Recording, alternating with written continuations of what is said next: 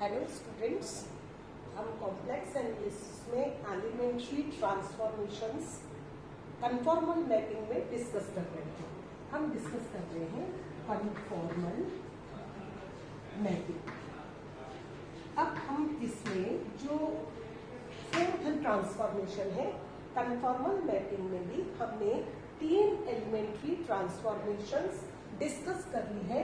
पहली translation,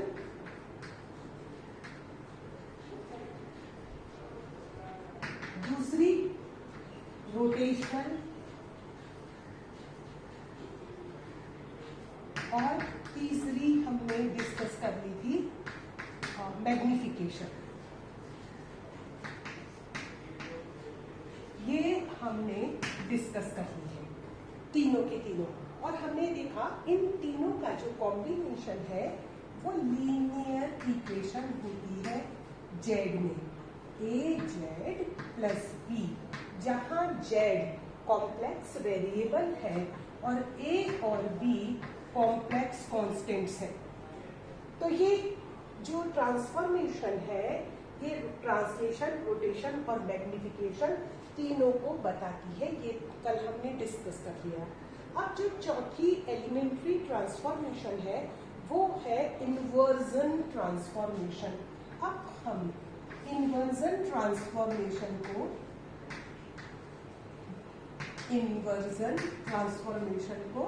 discuss करेंगे। तो इन्वर्जन ट्रांसफॉर्मेशन के लिए हम सबसे जो सिंपल ट्रांसफॉर्मेशन है वो कंसीडर करते हैं 1/z। सबसे सिंपल ट्रांसफॉर्मेशन, क्योंकि हमें, आपको याद है ना, सबसे पहले हमने जो ट्रांसफॉर्मेशन ली थी वो WZ ली थी। FZ में भी हम FZ एक लीनियर फॉर्म में हम ले रहे थे, अब यहाँ हम इस फॉर्म में ले रहे हैं। तो ये जो ट्रांसफॉर्मेशन है इन्वर्जन ट्रांसफॉर्मेशन, इसको हम दो रूप में कंसीडर कर सकते हैं। कैसे, किस तरीके से कि W को हम ले लें R E iota phi और ये 1/r E iota थीटा हो गया, यानी 1/r E minus iota theta. Now जब अब यहाँ पर हम ये देखते हैं, इसको और भी लिखना चाहें तो लिख सकते हैं mod of Z E of minus iota theta. इसको डिस्कस करने के पहले हमने जो इनवर्स पॉइंट सर्किल के केस में डिस्कस किया था, पहले मैं उसको एक बार रीडिफाइन कर लेती हूँ। ये सर्किल है और इस सर्किल में हमने इनवर्स पॉइंट को, ये सेंटर है, तो ये पॉइंट A और ये point P, then P is the, ये this is the centre of the circle, then P is the inverse point of A if CA CP equals to R square if R is the radius of this circle। और हम unit circle की बात करें तो CA बराबर हो जाएगा R square over CP और CP बराबर हो जाएगा CAA। If it is the unit circle then it is equals to 1/CA, where CA CP ये भी एक वो नंबर है और C और CP जो वैल्यूज है ये एब्सोल्यूट वैल्यू ले रहे हैं इसकी, तो ये एब्सोल्यूट वैल्यू के बराबर आ जाती है। यहाँ अब हम इसको यूज करते हैं। तो यहाँ पर हम ये देखते हैं कि जो इन्वर्जन ट्रांसफॉर्मेशन है ये दो ट्रांसफॉर्मेशन का कॉम्बिनेशन हो गया, क्योंकि जब हम जेड बार लेते हैं तो जेड बार हो जाता है E माइनस iota थीटा। तो ये क्या बताता है, ये इन दोनों का कॉमन है, माइनस iota थीटा है। तो ये क्या बता रहा है कि जो जेड की डायरेक्शन है उसकी अपोजिट डायरेक्शन हो गई, जो कि जेड बार की भी डायरेक्शन है। तो ये जो ट्रांसफॉर्मेशन है ये कॉम्बिनेशन हो गया। इसको हम दो ट्रांसफॉर्मेशन का कॉम्बिनेशन ले लें। एक तो ट्रांसफॉर्मेशन XYZ बराबर तो जेड बार हो गई, क्योंकि जो इसका एम्पलीट्यूड है वो नेगेटिव हो गया है जेड का, और दूसरा यहाँ पर जो इसका मैग्नीट्यूड है, हम एम्पलीट्यूड और मैग्नीट्यूड की बात कर रहे हैं, तो यहाँ जो इसका मैग्नीट्यूड है वो 1/r आ गया। तो यहाँ हम r को, यदि हम मॉड ऑफ W कंसीडर करें तो ये मॉड ऑफ Z आ रहा है, और ये किसका होता है, inverse point with respect to unit circle, inverse point of the point P, ठीक है ना, यहाँ पे हमने ये निकाला, तो it is a combination of two transformation, एक तो इनवर्स ट्रांसफॉर्मेशन का और एक कंजुगेट ट्रांसफॉर्मेशन का। तो inversion transformation is combination of two transformations, one is of z bar and one is for inverse point. यहां हमने ये डिस्कस किया। अब इसके बाद हम इनवर्स ट्रांसफॉर्मेशन को डिस्कस करते हैं, सिंप्लीफाई करते हैं। यहां से अब हम आ जाते हैं वापस से, ये तो हमने यहाँ इसलिए लिखा है ये समझने के लिए कि inversion transformation is again combination of two transformation. Now W is u plus iota v and it is 1 by z, that is x plus iota y। हमने कंजुगेट से मल्टीप्लाई कर दिया और डिवाइड भी कर दिया और सिंप्लीफाई किया, तो ये हो गया x over x square plus y square plus iota minus y over x square plus y square. Therefore u is x over x square plus y square and v is minus y over x square plus y square। पर जब हम tracing की बात करते हैं, यहाँ हमने ये u और v निकाल लिया, ये ट्रांसफॉर्मेशन हो जाता है। अब हम इसको जैसे जैसे ट्रेस करते जाते हैं वैसे वैसे हमारे पास वैल्यूज आती चली जाती हैं। अब हम ये देखते हैं कि ये जो इन्वर्जन ट्रांसफॉर्मेशन है वो किस तरीके से मैप करती है। तो general equation of the circle हम लिख दें इन जेड प्लेन। हमें पता है मैपिंग के अंदर, जब हम मैपिंग की बात कर रहे हैं, कन्फॉर्मल ट्रांसफॉर्मेशन की बात कर रहे हैं, तो मैपिंग के अंदर हम दो प्लेन लेते हैं, एक तो जेड प्लेन और एक डब्ल्यू प्लेन। तो हम ये देखना चाहते हैं, अभी तक जो हमने लीनियर ट्रांसफॉर्मेशन, ये जो ट्रांसलेशन रोटेशन मैग्निफिकेशन लिया था, तब तो लीनियर ट्रांसफॉर्मेशन ही लिया था और इसमें देखा था कि लाइन लाइन पे ही मैप हो रही है। अब हम थोड़ा सा जनरलाइज डिस्कस करते हैं। Now the general equation of the circle is a x square plus y square plus b x plus c y plus d equals to 0। This is the equation of the circle in Z plane. This is the equation of circle. Now, if A is not equal to 0 and if A is equal to 0, then it is equation of line in Z plane. अब हम यहाँ से x और y की value को find out करके यहाँ substitute करते हैं। तो इसको सब्स्टिट्यूट करने के लिए हम डिवाइड कर दें, तो u ओवर v बराबर हमारे पास आ जाएगा x ओवर माइनस वाई, और यहाँ पे हमारे पास आ जाएगा u बराबर x minus y over v। इसको हम सब्स्टिट्यूट कर दें यहाँ पर, तो ये हमारे पास आ जाएगा u बराबर आ जाएगा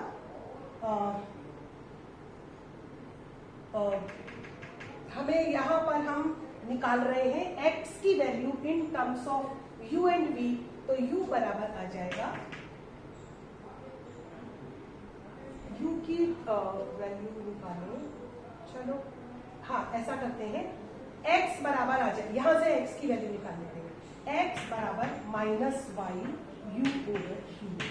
अब सब्स्टिट्यूट करते हैं, तो u बराबर इस इक्वेशन से u equals to minus y u over v over x square y square u square over v square plus y square. अब ये u से u हम कैंसिल करते हैं, इस v को हम नीचे ले आते हैं। अब देखो सिंप्लीफाई कर लेते हैं, वाई स्क्वायर हमने कॉमन ले लिया, वाई से वाई कैंसिल हो जाएगा, ये u से u कैंसिल हो जाएगा, और y से वाई स्क्वायर कॉमन ले लिया, तो यहाँ पे ये 1 आ जाएगा, इस y से ये y कैंसिल हो जाएगा, y को इधर ले गए, तो ये इंप्लाई करता है y equals to minus 1 over v over u square plus v square over v square, ये कैंसिल हो गया, ये ऊपर चल गया। Hence we get y equals to minus v over u square plus v square. जब हमारे पास y की वैल्यू आ गई तो हम y की वैल्यू को यहाँ सब्स्टिट्यूट कर दें, ठीक है। हमें फाइंड आउट करनी है x की value, therefore x equals to minus plus v u square plus v square into u over v, that is x is u over u square plus v square. ये यहाँ पर इसलिए देखा है, यहाँ मैं इसलिए सॉल्व कर रही थी कि आपको पता लग जाए हमने वैल्यू को कैसे निकाला है, और कुछ नहीं करना है। ये तो मैंने टेक्निक यूज की है, what ever technique you use, find the value of x and y in terms of u and v। Now substituting these values of x and y in this equation, we get a x square u square over u square plus v square whole square plus v square u square plus v square whole square। a x square plus y square plus b x is what? b u over u square plus v square plus c minus v over u square plus v square plus d equals to 0। और when we simplify it, denominator से ये cancel हो जाएगा, तो ये हमारे पास आ जाएगा a u square plus b square plus b u square plus v square minus c b over u square plus v square plus d equals to 0। और on simplifying we get d u square plus v square plus b u minus c b plus a equals to 0। हमने क्या किया है, अब क्योंकि मैं मिटाने वाली हूं इसलिए मैं यहाँ पर लिख रही हूँ। हमने क्या किया है, हमें ये ट्रांसफॉर्मेशन दे रखी है, इस ट्रांसफॉर्मेशन से हमने u और v की वैल्यू निकाली, और इस u और v की हेल्प से हमने x और y की वैल्यू निकाली। जब x और y की वैल्यू हमारे पास आ गई, अब हम ये देखते हैं कि हमने इन x y की वैल्यू से ये निकाल लिया कि जो z प्लेन का सर्किल है वो हमारे पास है a x square plus y square plus b x plus cy plus d equals to 0। और हमारे पास w प्लेन का सर्किल आ गया d u square plus b square plus b u minus c b plus a equals to 0। Now we analyse it. हम ये देखते हैं कि जब हमने z प्लेन में एक सर्किल लिया है तो हमारे पास w प्लेन में भी, क्योंकि देखो z प्लेन के अंदर x एक्सिस और y एक्सिस हम ले रहे हैं, और w प्लेन के अंदर हम कोऑर्डिनेट्स u और v लेते हैं। ये w प्लेन है और ये z प्लेन है। तो ये सर्किल की इक्वेशन है, जबकि अब हम यहीं पे इन वैल्यूज को लिख लेते हैं। ओके, यहाँ पे लिख लेते हैं u is x over x square plus y square, v is minus y x square plus y square, and x is u over u square plus v square, and y is minus v over u square plus v square।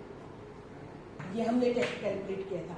अब हम analysis देखते हैं कि जब a की value not equal to 0 होती है तो उस केस में ये z प्लेन पर फर्स्ट केस हम ले रहे हैं तो ये सर्किल होता है,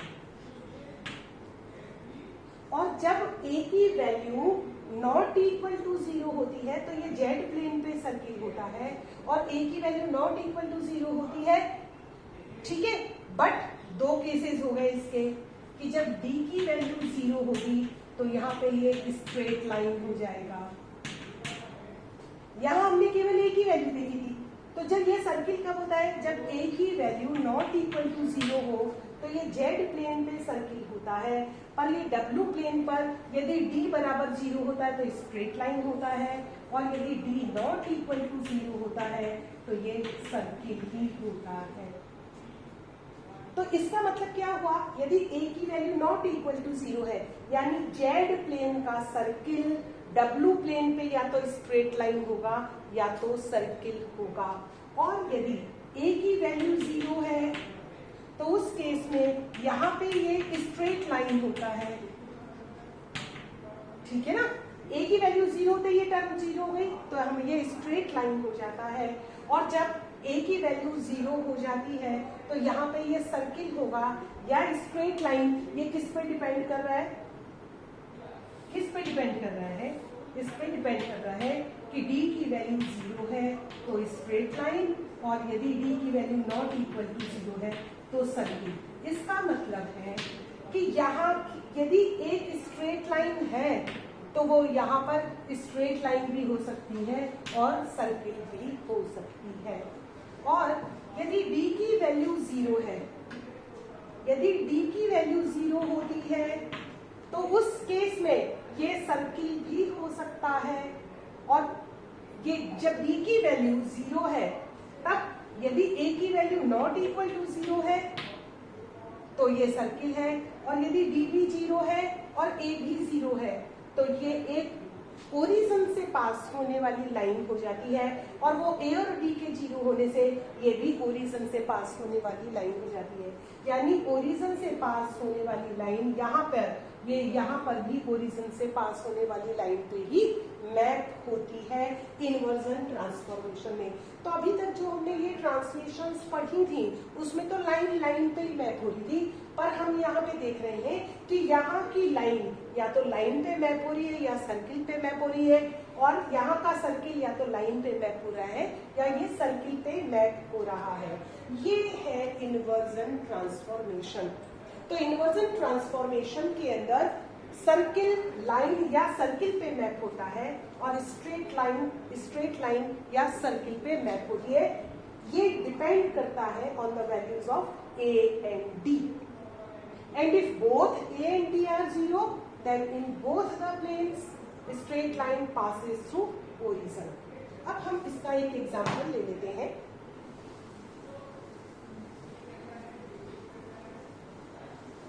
इन्वर्जन ट्रांसफॉर्मेशन में ही example is find out the image of the infinite strip 1/4 by 1/2।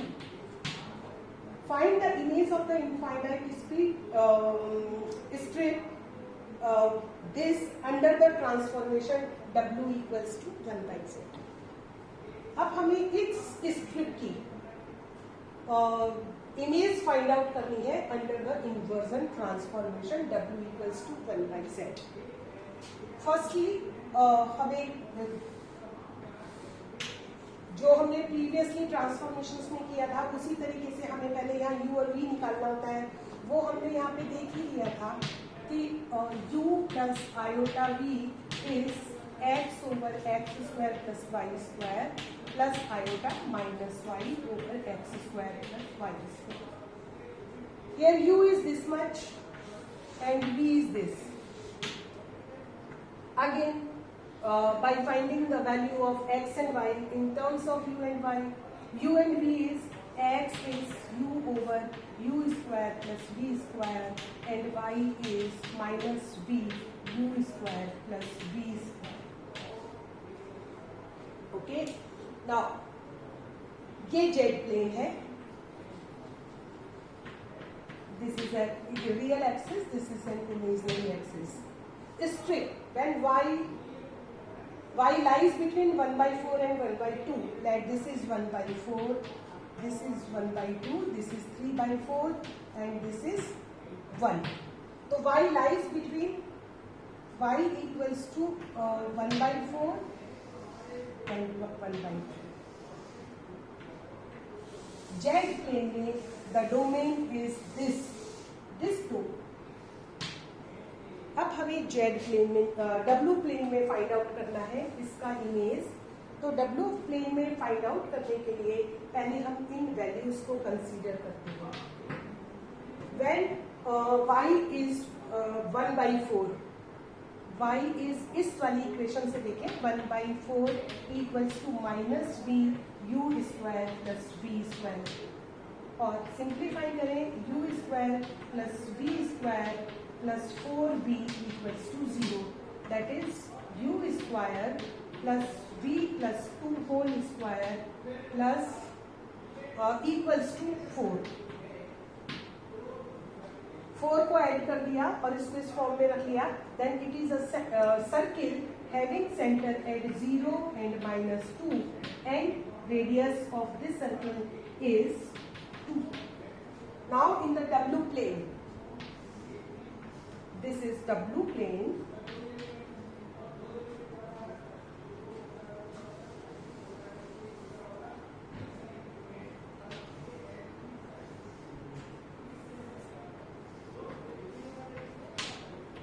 This is U axis, real axis, it is imaginary axis, and it is W plane.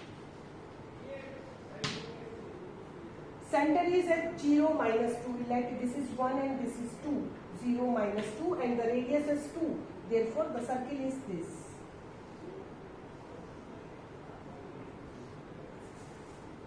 हमने क्या किया है, हमें जेड प्लेन में ये डोमेन दे रखा है, तो हमने पहले ये वाली लिमिट ले ली कि जबकि वैल्यू y की वैल्यू 1/4 और 1/2 के बीच में है, तो फर्स्टली हमने 1/4 वैल्यू ली y की और हमने सिंप्लीफाई किया तो देखा ये एक सर्किल है और इस सर्किल को ट्रेस कर दिया W प्लेन पर. अब हम दूसरा वैल्यू लेते हैं और दूसरी वैल्यू में हमें y की वैल्यू 1/2 दे रखी है. 1/2 equals to -v u square plus v square और सिंप्लीफाई करते हैं. Then it is u square plus v square plus 2v equals to 0, which is u square plus v plus 1 whole square equals to 1. Then center is at 0 minus 1 and the radius is the 1. Center is at 0 minus 1 and the radius is 1. Therefore this circle. Now here the domain is strip. This is strip. And this strip maps on this region. In दोनों values के बीच में होती है. तो ये जो transformation है, inversion transformation, यहाँ पे ये जो सर्किल लाइंस है, स्ट्रेट लाइंस है, ये सर्किल पे मैप हो रही है और इनका इन बिटवीन जो रीजन है वो इनके इन बिटवीन इन सर्किल्स के बीच में मैप हो रहा है. अब ये चारों एलिमेंट्री ट्रांसफॉर्मेशन हमने डिस्कस कर ली है. अब necessary and sufficient condition for conformal mapping हम कल डिस्कस करेंगे. Thank you.